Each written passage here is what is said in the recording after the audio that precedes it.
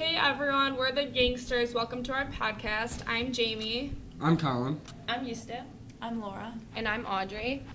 This week we're going to be talking about topics such as sleep, communications, coaching apps, and binaural beats. I'm going to start off by talking about some sleep apps and my opinion on these things.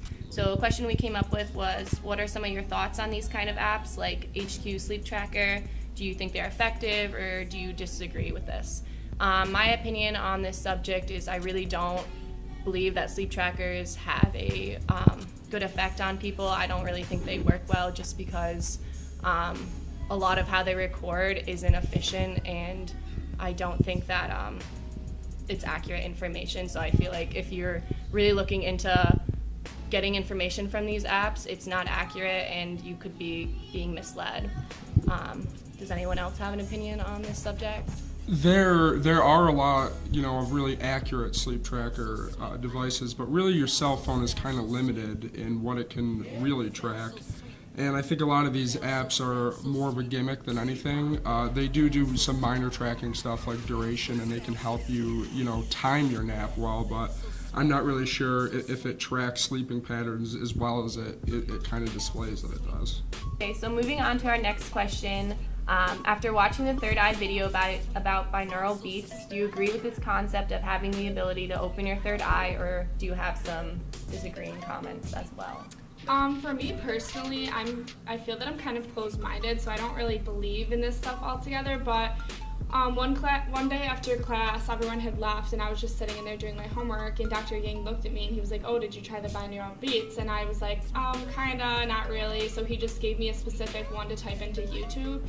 And I usually do my homework in the complete silence. I just get really distracted by things, but I did put this on, and I don't think it necessarily enhanced anything, but it was something that I could find that I did my homework fine with, which is usually not the case because I need complete silence. So I think it did help me relax a little bit, and I almost felt tired in a good way though. I could just maybe if I listened to this before bed or something, it would help me sleep better. So that's my personal opinion. But I kind of agree with you as well, but I also think that it's very dependent on the person, and I think these things, if you're someone who likes to listen to music while you're doing homework or if you're not, I think it's just it depends on you. Also, I feel like it really depends on the task that you're doing while you work, because for me, some things like math, I can listen to music and I can be kind of distracted, but it's more formula type work, so I can go through it easier. But when I'm trying to write or read a paper, I cannot have any sound in the background, and even a binaural beat I think would distract me, and unless I did listen to it for a longer period of time and let it kind of sink into the background, but to start off I would just be distracted. yeah, I agree with that. And also, like you said, it just definitely does depend on the person. Like I said, I'm kind of closed-minded, but I know other people, especially Dr. Yang, they're definitely open to alternative therapies and alternative things for doing things.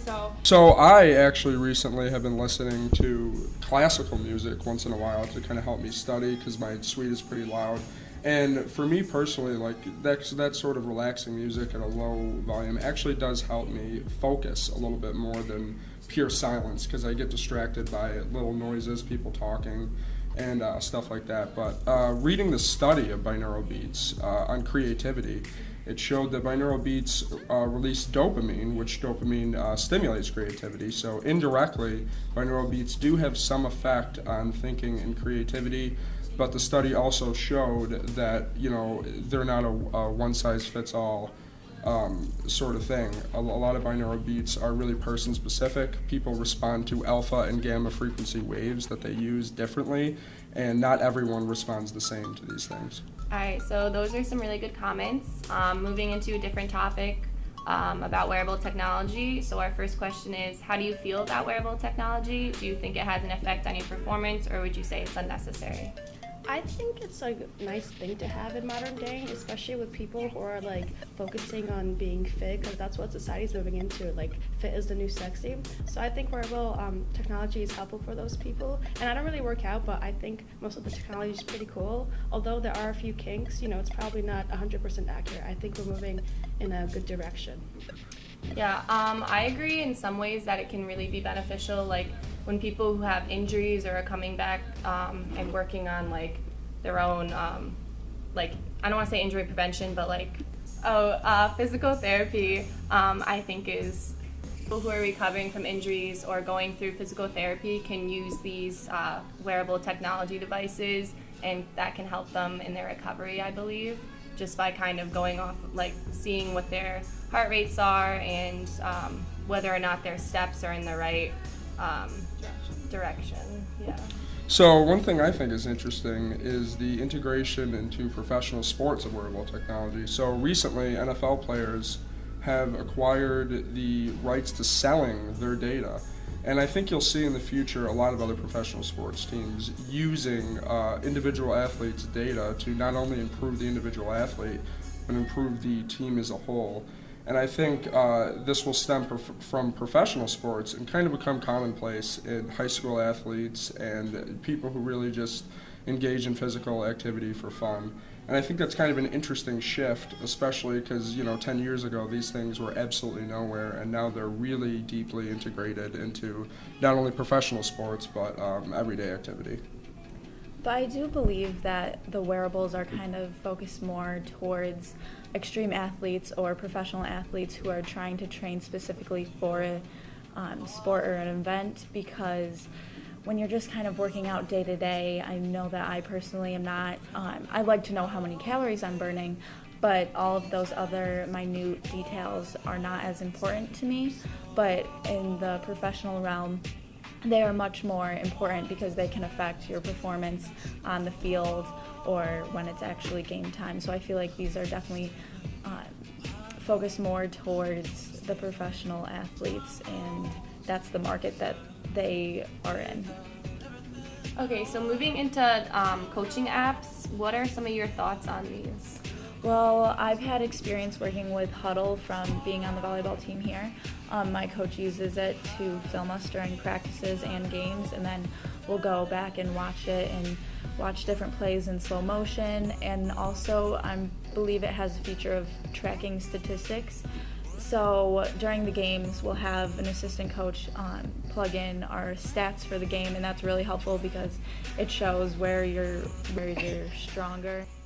Sorry about that. So back into coaching apps, I just think that Huddle and other apps in that realm can be very useful, especially for teams, and tracking statistics and focusing on things that your team and your individual athletes need to get better on. I played high school football, and we had a film day where we would sit down, and it was just filmed from a regular digital camera. Wasn't very high quality, was very difficult to track individual players, but we'd sit down and watch for an hour or two, and the coaches would critique the film and give pointers on basically what they saw. An app like Huddle could have been tremendously helpful back when I played high school football. They could really zero in on individual players, how to improve, especially formation and play-wise, where the running backs could hit a different hole, and what we could do, to perform a lot better. Things like Huddle will be making even smaller teams like high school football teams tremendously more impactful, and just more able to use their resources to a higher degree. I know for me personally, I kind of agree and disagree with you. I did this thing back in my hometown. It's called Athletic Republic, and in the beginning, like right when you first started, they took videos of you doing different exercises, running on the treadmill at a certain pace, doing different plyometrics and stuff like that. And then at the end of whenever you wanted to stop or whenever they thought you were developed what they wanted you to develop, they would show you, they would record you again and show your progress and whatnot. And they used something just as slow as just a slow-mo video, and I thought that in itself, you could tell the difference from when I started to when I finished, the way my arms moved, the way my legs moved, how much more coordinated I was and whatnot. So I'm sure a lot of these apps could help, but there's certain things that you don't even need that advanced technology for. But like I said, they can help in definitely a lot of other aspects. Okay, so that was our last topic, and that kind of wraps things up. This was the last podcast for HSC 230, and this was the last podcast. I hope you enjoyed it. Bye.